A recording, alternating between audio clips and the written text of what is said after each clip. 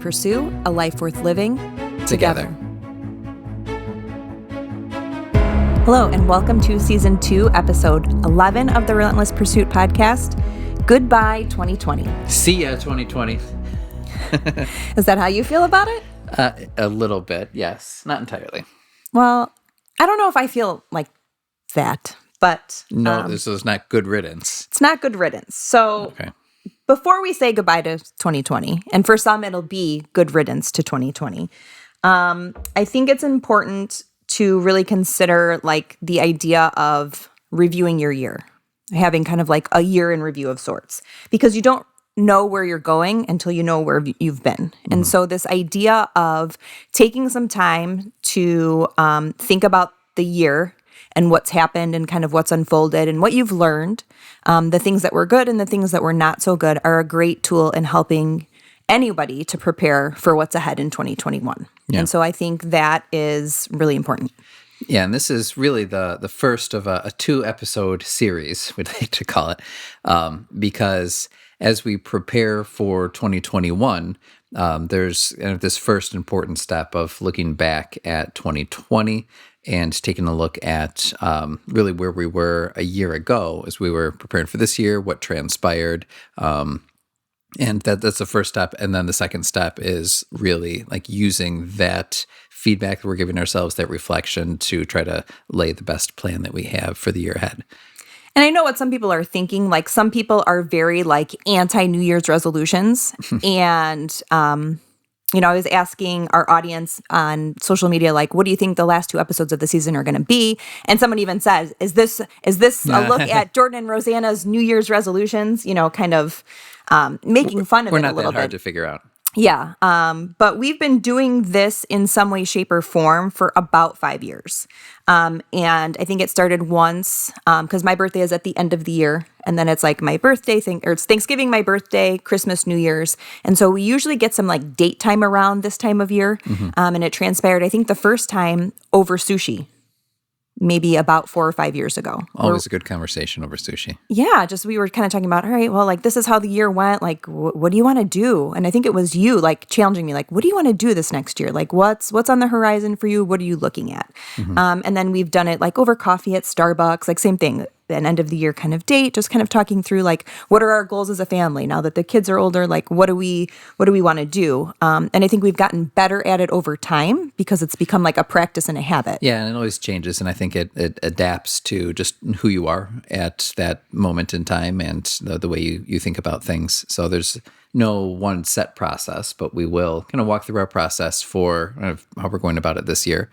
And I've heard the same thing where people look at New Year's as almost like this arbitrary kind of date. Like it's, January 1st is really just another day.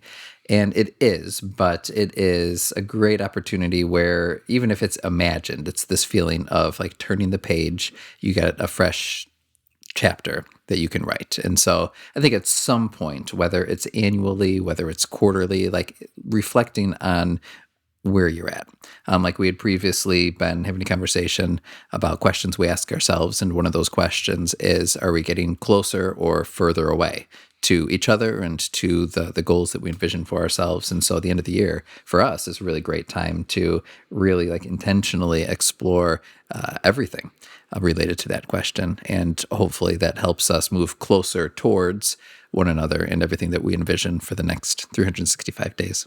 Yeah, and when I did this last year, I didn't get this process done. It took me the entire month of January to actually like have the time to kind of sit down and formulate kind of some of the goals or some of like the interests I had for the new year. Mm-hmm. So I know a lot of people are like, well, if it's January 1st or it's January 2nd and I haven't set those goals, then it's too late. And so I like that idea of like whether you do it quarterly or annually, and it's annually in June. So maybe your calendar year is June to June, or like whatever your time frame is, like this is a valuable thing to do at any time of the year. But it took me all of January to like process through where we had been the year before and what I wanted. And it took me a while to be able to name what I wanted. And so if it takes you a long time and you're not ready to start on January 1st, then start on February 4th. Like whatever that day is, it's going to take some time to come up with a plan.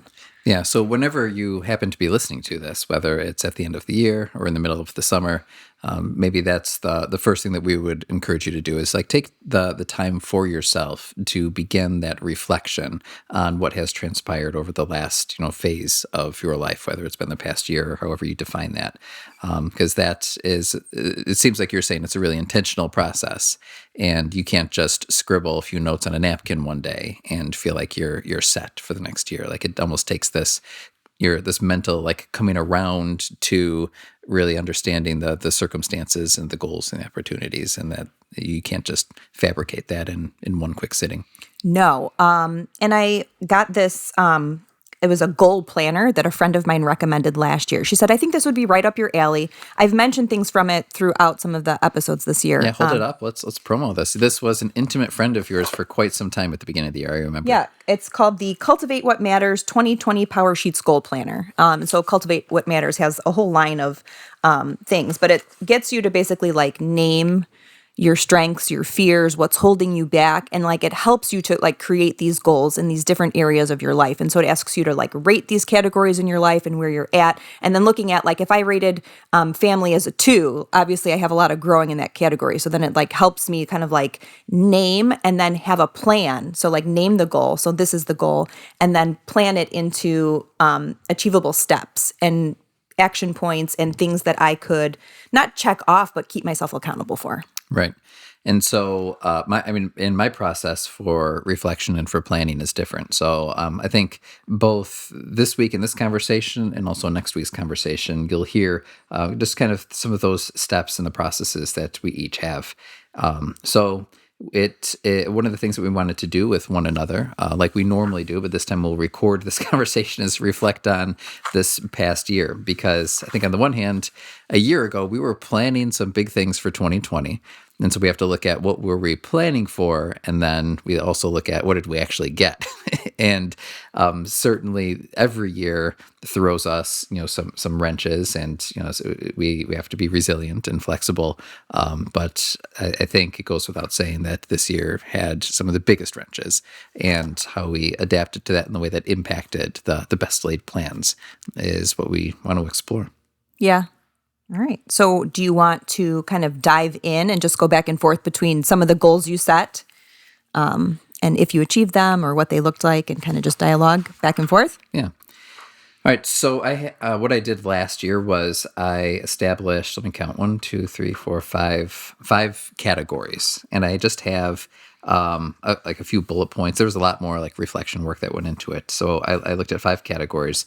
And one of the first things that I wanted to share was, and I'm holding this up for anyone viewing this on YouTube, I have a little chart just on a notepad. Remember last week we were talking to Jason Waller, and he, at the very end, just mentioned like the value of like handwriting things on paper. And I don't do that often, but I do like this time of year for a lot of that reflection. That's how I know when you're serious, is when the legal paper pad comes out and the pen, and it's like kind of everywhere in the house for a few days. I really know you're kind of working through something. So it's interesting, that connection. Yeah.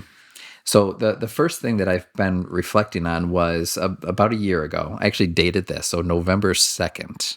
So over a year ago, I asked myself, what would the ideal day look like? Because at the time, I was really trying to make the most of being a professional, and also make the most of just my role here at home. And I felt like there was so much going on in both worlds that I almost needed to like sort it out and be like, all right, how can I try to, pursue what's best for me, what's best for just becoming, better professional, and also being a better spouse and better dad and so on. So I listed this, and I'll just read this. At 4:45 a.m. is where I wrote down I would wake up and exercise.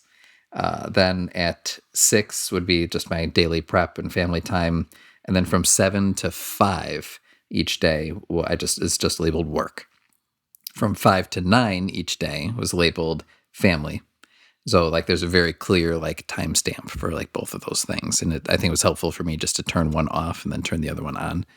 And then at 9 p.m., I wrote down produce/read/Rosanna. So you were, and then 9:45 was sleep. So you were apportioned 15 a minutes. questionable 45 minutes. And it was, but this helped like give shape to be like, okay, like I definitely want to exercise. I definitely want to read. Like obviously, I'm going to be working each day, so that's going to take up this amount of time. And it didn't work out quite exactly like that, but at least starting at about that point last year, and then at the beginning of 2020, this was helpful for me to just kind of like define when I could target each of those core areas that I was trying to build into. Now, another thing that I didn't list here, but we ended up talking about was on Saturdays. Starting, I think January of last year was when, is maybe even before that, but when I would go to Starbucks for like 3 or 4 hours in the morning, and I'd get there at like maybe 5:30 in the morning and work for like 3 or maybe 4 hours, and then I could still come home by 9:30 or 10 o'clock and have the whole rest of the day. But I'm feeling like I had a chance to pour some time into something that I felt like I needed to work on that particular morning. That got squashed real quick come March when nobody was going anywhere, and I haven't been back since actually. So that way of just going about like my weekends was changed as well. But I think for the most part, this daily schedule, for which is not a very sophisticated schedule, like has stuck in some profitable ways, and I feel. And we'll dig into this a little bit more, but I feel like that just helped me kind of separate the different areas without, if they get blurred together, then I get a little confused and just overwhelmed about what I'm trying to do at any given moment. So that helped me just isolate and focus. Yeah. And I would say that you probably this last year have been the most consistent with waking up early, especially with the intention of working out. This is the most like on it you've been for an entire year because you carved out that time starting early. So you didn't add hours to your day. You don't have 28 hours a day, so you can add in a workout or add some of those things. You just reoriented your day. I really want to do this to reprioritize what you really wanted to do. Yeah, but you know what also helped with that? I think there were two things that helped. One is I didn't start exercising like January 1st and just like start cold turkey on that. Or can you start something cold turkey? Yeah, Just out of the blue. Yes. I didn't just start it out of the blue. I actually just started when I was in the mood for it in December. And I've, those of you who know me know I have a complicated history with exercise and with working out. And so you made that sound way more complicated than I think it actually is. It's, you're on the wagon, you're off the wagon again. So this has been the most consistent year. And so I think one of it is that I just started at a point when I felt ready instead of just like ready or not. January 1st has got to be the day. But the other piece of that too was that I think I backed off the expectation with that in that I made it one, like the works were a little bit shorter. So I felt like they were more manageable in the mornings. And the second was that I didn't feel like I had to be so strict with it that it had to be like every day for this set amount of time. If I missed a day, which happened often enough, then I'd be like, okay, like just the next morning I'd have my shot and I'd get up and get back into that routine. And so the routine stuck throughout this year. That's great. Mm-hmm. So I told Jake, obviously went through this planner last year, and there were 7 goals that like I came up with, and they're kind of in a variety of areas. And so some of them are specifically with family, some of them are specifically with business, and then some are specifically geared towards myself. And so I have 7 here. And so I'll just start with the first one, and it might not even seem like a goal, but for me, I realized it had to be, and that was to ask for help. Mm-hmm. And so that was kind of like the broad goal was to ask for help. And then more specifically, it was like from family, from friends, and even from like other professionals. Because just my personality and my mentality is that like I have to do it all without asking for help. And I don't ask for help. Even now it's hard. And so what's great about this planner is that it like actually like walks you through like what steps you have to build in to be able to like achieve that goal. Mm-hmm. And so it asks you to come up with your goal, and then it asks you why. And so that's what really took me a long time to kind of process through. Last January was like, well, what's the reason for this goal and the why? So the why for that goal last year was like, I couldn't grow or be my best self as like a mom, a wife, an entrepreneur if I continue to do it alone. And like even the more I read about that, it's like businesses don't grow with one person doing everything all of the time. So like that you do have to ask for help. Yeah, you have to like delegate and maybe let go of certain things. But I think for you, you also are hesitant to like you almost feel like you're putting somebody out, right? In your like you're like, this is my responsibility. I'm going to handle it. You don't want to inconvenience someone else with something that you consider to be your own. Right.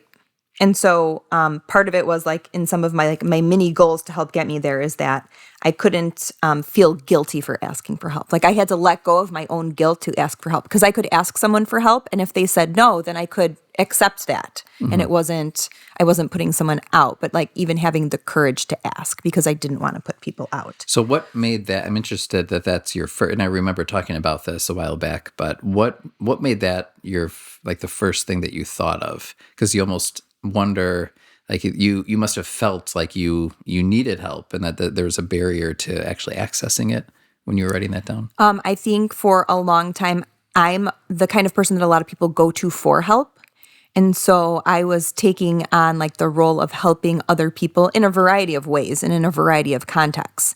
And then feeling at the end of the day, like really let down that no one was like that I couldn't ask for help because I'm the person that helps others. And so where does the person who helps everybody else get help? Like, I think that in my mind, it was that, well, I must, since everybody relies on me for help, I must not need it.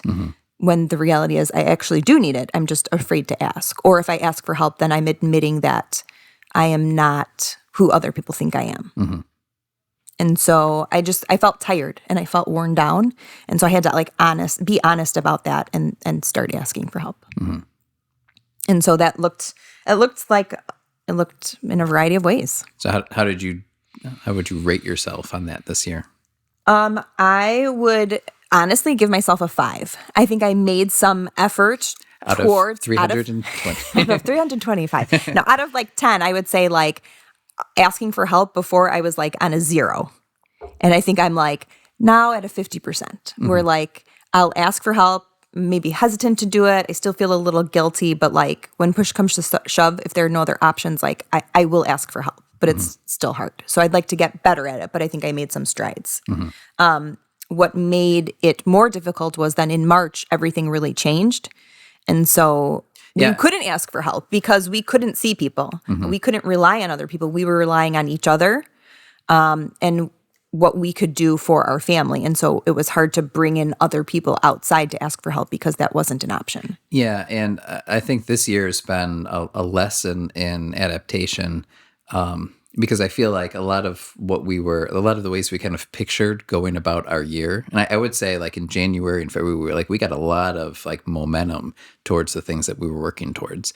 And I really feel like, come March, it just like took the wind out of that sail so abruptly. And that's what I noticed. Like I had a really solid morning routine where, I'd work out and I'd had my Jordan's daily journal. And I would just kind of be like working through that. And it was like this well-oiled system. We were feeling really comfy with that. And same thing with you, like just some of the things we had access to were shut out. And even once we could access those a little bit more comfortably later on, at least for me, like it felt like it was harder to get back to where we were, or we're still trying to figure out like what was accessible, what was appropriate. Yeah. It made it tough. All right. What was your next goal? Okay. Well, I was going to talk a little bit more specifically about exercise. I was going to start with a win. So I'm glad we knocked that out. There's really too many to list here. I don't think I've read these categories, so I'll read the categories. So I had a professional category. Another one was financial. There was family. There was health. And then there's just, I would call it a hodgepodge, a grab bag, but I labeled it personal. Okay. Personal's good. And then there's just these bullet points underneath some of these. Another one that I had listed here was that probably October of 2019, we started like trying to be more intentional with conversation with one another. And so that was a goal that I had written down as well. So it actually starts with word maintain, but like maintain these date night-ish, like intentional conversations with Rosanna. So I think we have, and you can join me in this reflection because you're involved here. But I think that, in some ways like led to this podcast and, gave us an opportunity to kind of continue very similar conversations, but in a format that we didn't really imagine when we started those. So I think that there was similarly like an ebb and flow to the consistency that we were able to have that this year. But that certainly, I think, would become like this real core practice of ours, and looking forward to maintaining that further. Yeah, so I like that you use the word maintain in one of your goals, because I think when we do the year in review, we're always thinking like, okay, what are all the things I need to accomplish or start new? All the things I'm not doing that I need to. Right. And then we make these crazy lists that we don't. But I think like a year in review, what it does is it allows you to know like what needs to be added, what needs to be removed, and what needs to be retained or maintained. And so like looking at like the past year, you can say like, I want to continue to do this. I want to take this, I want to remove this from my life or my, my daily routine, or like it's more about shifting things. And I think we don't look at enough of either maintaining or taking things away. We're always looking at adding, but nothing is going to grow if you just continue to add. Like if you're planting things in a garden and you never take out the weeds and the roots and the things that aren't growing, and you just keep putting more seeds, like it's not going to be healthy. And so I think that's great. And I think we did a good job of trying to maintain that as much as we could this year. Right, because that's obviously, like the autopilot part where we can just kind of be passing each other and like sharing what we call like manager info, like, oh, you got to take the kids here, I have this thing tonight. And those are easy conversations to have, but they're not deep. Yeah. So making sure that we do have some of that face-to-face intentionality with one another. And even, I mean, this is funny because it relates to the goal of asking for help. I think it was 2 weeks ago. The weather around here was it was like manageable. It wasn't like too cold. But we hadn't really had a really good conversation in a while, just because the kids are here and there's a lot going on. Always and here. So I called my mom and I said, hey, can we just drop off the kids for an hour so we can just like, we're going to take the dog for a walk and just talk, because the dog doesn't interrupt. And that's what we did. Like I didn't want to ask my mom to like take time out of her day to like watch our kids for us. But what it did is it allowed us to have some of that time. Yeah. And trying to do it like guilt-free. It's like an hour-long uninterrupted conversation. So that's much not late at night. It's like, or not on the this podcast. glorious time. Right. So yeah. So kind of stemming off of that, maintaining that time with me, which I was super thankful for. My second goal was, so the first one was asking for help. So again, this one it might be an odd thing, but I think it shows you like the range of what some of your goals or intentions can be for the year. It was take things off my plate by not saying yes to everything. And the reason why was because by saying no, I can focus on my goals and what's important to me, and not the things that other people need from me. Right? Like I could be head room mom, and I could be, president of the PTO, and I could be like, just right now, I can't be all those things. Yeah. And it's not saying I don't want to do those things or there's not time for those things. Like there are times that like when it feels right, I want to be able to say yes. And when I feel overwhelmed, I just have to be able to say no. Right. Yeah, and I think we used to be more inclined to say yes, or even like look for things. Like no one was even asking, and we're like, yes. Like, what's the question?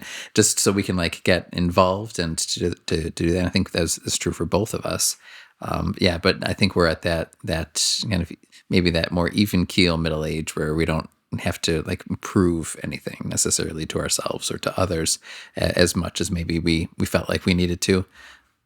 Yeah, and my family is important to me. You're important to me. The kids are important to me. So, I want to be able to see their games. I want to be able to support you in things that you want to do. I want to be able to have some of my own leisure time to like explore things I'm interested in. And so like in order to make that work, that takes a lot of time. And so my yeses are easy. Like I know when I want to say yes. And I found just a lot of times I was saying yes reluctantly. And so I'm more comfortable now in letting my yeses be yes and letting my no's be no's. I don't think I had a lot of boundaries before. And I think that just has become important as our family has continued to grow. Yeah. Okay. I will list one. There's a lot more to choose from, but I want to go into the professional realm here. And I listed several things just as a professional, but they all have the same theme, and that is connection. Actually, one of them was eating lunch with colleagues more. And that flew out the window. I don't think I've really eaten a good lunch with any colleagues since I'm not in the same room when I'm eating with people anymore. But still, like this idea of, and I have other things listed there, but this idea of, I want to say like connected, like I was just isolated, professionally, but I feel like there are certain habits, and not just at work, as in like at the building, but just within the profession in general, certain ways that you can get connected with others, and social media is one of them. But also, like becoming more accessible and accessing like the greater wealth of tools and of people and of minds, really of like the community of professionals that are working together to improve their practice. And so, I mean, this struck me from a lot of the conversations we've had, where the people who are really at their best are not these lone rangers. They're the ones who are like co-participating with other people who are striving towards the same goal, and like sharing ideas and collaborations and even like, competitions and drama, with those things. And so finding ways, both in person and digitally, to connect with others. So I started jordancatapano.com a year ago as a way for myself, just to process a lot of my thoughts and get them out there and get feedback for others. That's had limited attention since this summer, mainly because of the way like our whole like workflow and routine and focus kind of flew off. But involvement even in Twitter, there's tons of educators on Twitter. And so just having access to like that stream of ideas was very important, something I have done in the past and wanted to have this resurgence so that I could bring that back as a better professional, a better teammate in my specific responsibilities. Yeah. I mean, I had some business goals too. Yeah. And mine is very short. It just says grow my business. Okay. And that's because so I started like this event planning thing probably, it was 4 years ago. Event planning specifically. I had something before that. It kind of shifted. It grew into event planning. And I would say like every year I say, okay, I'm going to grow my business. And then like I got pregnant with another kid, and you kind of go through that. Like, okay, now I'm 9 months pregnant. How many events can I really do, right before I give birth, or like what happens right after? And so, it's kind of been a struggle just to maintain. And I was like, okay, finally, we're done having kids. The kids will be in school this year. And so my big thing was like, okay, we're going to grow the business. Year.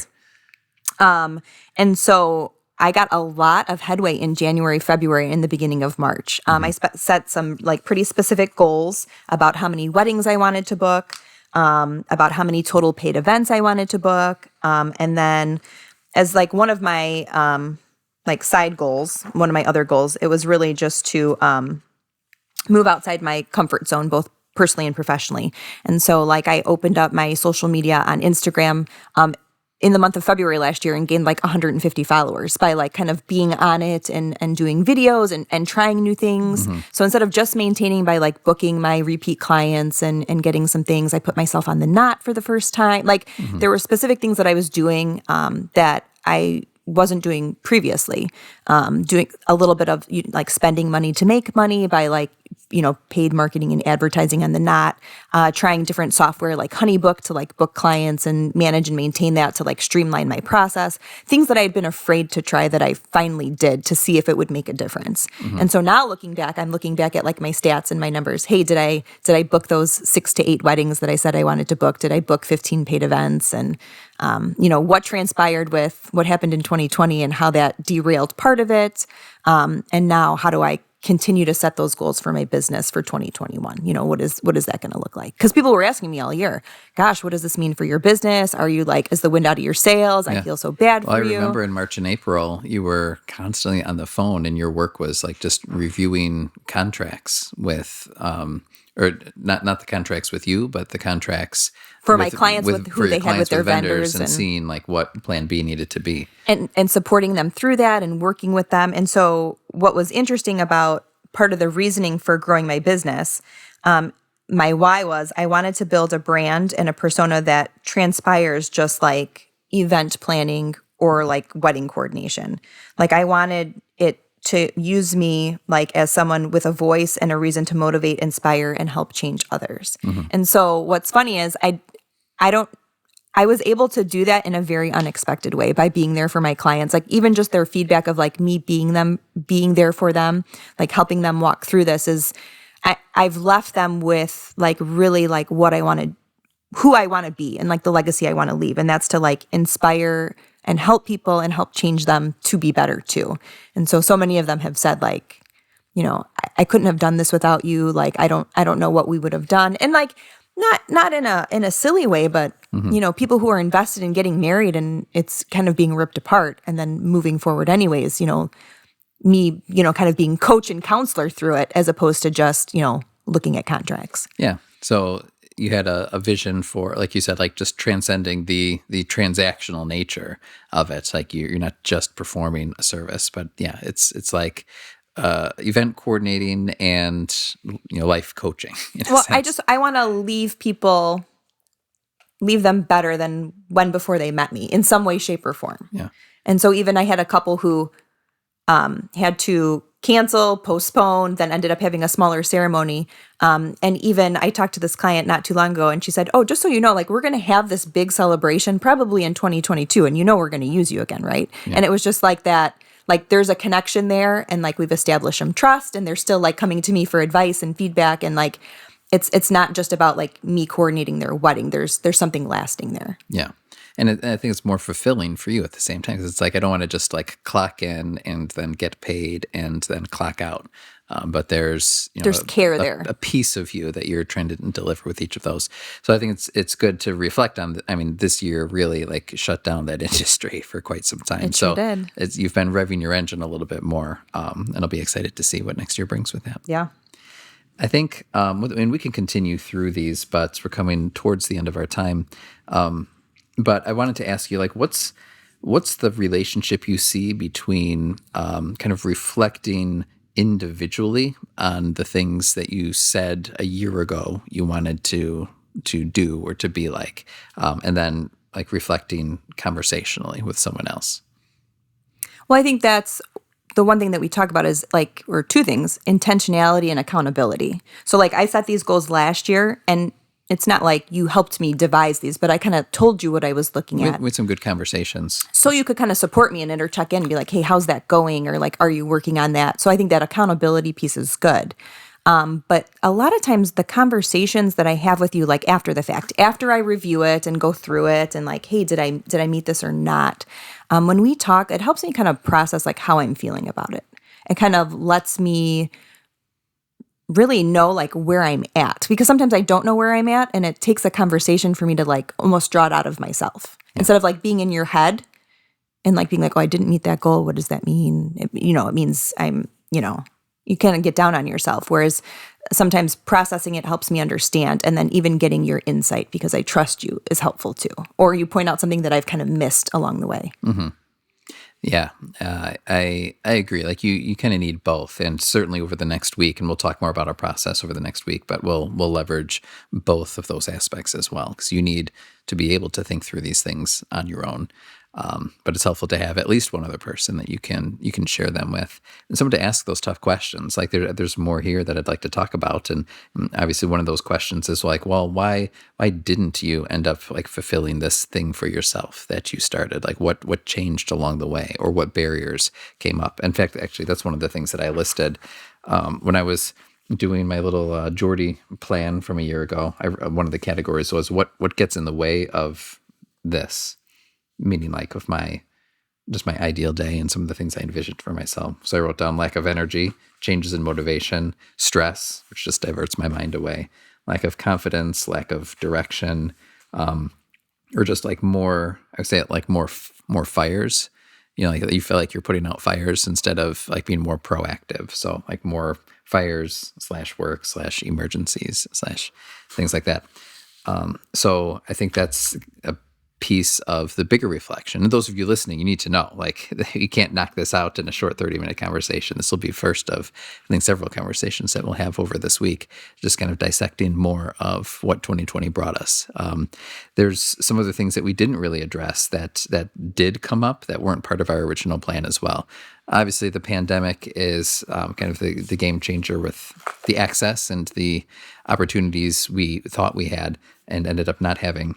But this was a year of, I think the euphemism is like civil unrest, but like a really hard look at just the topic of race in America, race relations, how much we know or like thought we knew, an opportunity to maybe like kind of unlearn some things and open our eyes to some new things.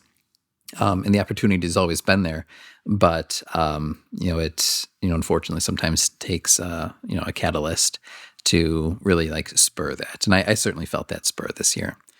And then we had an election, and those years are never comfortable, and we're still at this time kind of reeling from that and reeling through that process. So there's these external elements that I think kind of end up shaping and informing the things that we independently plan. So I think the question is, how well did we achieve what we wanted to, but also how well did we respond when something that wasn't really in our control or wasn't necessarily planned come up too?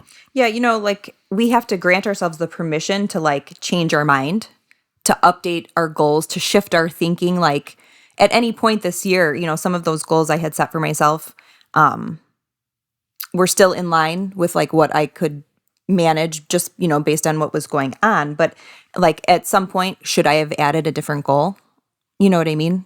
Based on, what was going on around us, or should I have modified it? And I think sometimes we're taking some off. We're so like locked in or like fixed. Like once we decide on something, like it has to be that and it has to go that way. And I think that's good in some ways because you like lock in and you focus and you move forward. But last week with the topic of resiliency and what that looks like, knowing again when to shift, when to back down, when to say no, when to move around an obstacle becomes important. So like, the reason why we set these goals is to like choose our direction. And it's going to help us like simplify our lives, focus our time.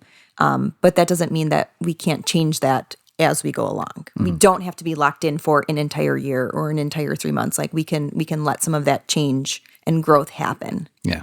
So it's like the core goal. I'm going to keep moving forward. How that looks, I'm going to plan as best as possible from now how that looks. But I also need to recognize that moving forward might mean something different 6 months from now. Yeah. So what is your process going to look like over the next week? So next week's episode is going to be, surprise, surprise, the Relentless Pursuit, sharing what our goals and vision is individually and as a family for 2021. So like I said, that takes some effort to actually get down. So what does your process look like for conjuring that? So I think I'm going to just look at, so like you had said, you had made goals for like the categories in your life, personal, professional, family, like there are, categories. And so sometimes it's easier to kind of clarify that. So like I'll probably go through similar categories: health, family, finances, career, recreation, and kind of like rate where I feel like I am in those. Especially like with health and like you're talking about where you're at, like, where am I? Like if I'm at a 9, like I don't maybe need to set new goals in that. I just need to maintain that goal. So I don't really have to like kind of worry about that, but maybe focus on the areas that I feel like are deficient or lacking or I feel lost in to kind of help me focus and drive me forward. But I want to look at some bigger questions too. And I think you kind of alluded to this as what would you have time for, or what am I making time for? Because that's something that's intentional and like something that you have to work at. Yeah. Where would you spend your time? What kind of people do you want in your life? How would I spend my mornings or evenings? So like things that like get me to like question like, yeah, what does an ideal day look like? What do I want to get out of it? Where do I want to allocate that time? What do I want to do regularly? Just some of those questions. Where do I want to give my best? I'm going to give in a lot of areas, but where am I going to give my best? Yeah. Or where does it need to be? And how do you want your days to feel? So your process is really to just ask yourself a lot of those questions, like almost these ideal questions where we know like in the reality, it might be a little bit harder to execute those. But if you could kind of dream a perfect 2021, then what would the elements of that be? Yeah, and not that, I'm going to take this vacation or like buy this thing, but it's more of like that, how do I want my life to feel? And where do I feel how can I feel like in control, and how can I feel like I'm thriving? Yeah. Vacation might be a nice one to put on the list. Yes. Right. My process is, it's not so different. It involves a lot of questions and then taking some sincere time to really try to answer on my own. But I'm going to break out the notepad again and really spend some time trying to look at not just what I want to do, but my guiding question for next year is also going to be like, who do I want to be? And from that question, hopefully will stem, some of the goals in each of the domains of life. And I know we talk about that, like the idea of domains on this podcast a lot. And so there's certain things we're just inevitably going to be interacting in. And I want to make sure that I kind of have a clear picture of what seems not just ideal, but also like the most central to who I envision myself becoming. That has a lot to do with legacy. That's what is the legacy you're leaving, right? To your kids, to your career. Like, it's at when you narrow it all down, like, who are you? Yeah. And so how do you... I'm not really thinking about passing it on to others. I mean, they can have the legacy if they want But it. what's your legacy? Like when someone says, who is Jordan Catapano, what would they say? Yeah. And so if you're looking at what you want people to remember from you, like that stems from the things that you say and the ways that you do the things that you do. And those are things that people see. Yeah. So I'll be writing those down. Then we'll have next week really a sharing of some of our lists and vision. And then you and I really have to talk about how we can support one another in that. So I'm looking forward to that element of the conversation too. Yeah. I felt a lot of support in 2021 from you. I did too. I appreciate that. It was a year. Yeah. It was a year. And it was hard and it was different. And it was harder for a lot of people than it was for us for a variety of reasons. But I think always having a plan and having some intentions has helped us to continue to move forward. Yeah. All right. So whenever you may be listening to this, we encourage you to take the next week to ask yourself some of those same challenging questions about who you want to be and what your ideal vision is for yourself, for the typical day, and for who you're becoming. Picture yourself 1 year from now looking back on this conversation. Who would you like to be and what would you like to say about that year? So we encourage you to take a week to really think that through and then join us on our next conversation as you hear Rosanna's and mine. How about our results? And we'll look forward to sharing that with all of you and getting as prepped as we can for 2021. See you guys soon. Bye-bye, everybody. Thanks so much for listening to today's show. We hope you will use this conversation as a starting point for your own. We hope you're encouraged to think and act more intentionally. If you want to learn more, you can visit our website, therelentlesspursuitpodcast.com, where you can find notes on today's show, plus additional blog posts, and you can subscribe to our free members list. Please subscribe, leave a review, and share with your friends. Facebook and Instagram are two great places to connect with us for daily doses of our quotable quotes, behind the scenes, and real-time photos, videos, and challenges. Until next time, let us know how you are taking life off autopilot and relentlessly pursuing what matters.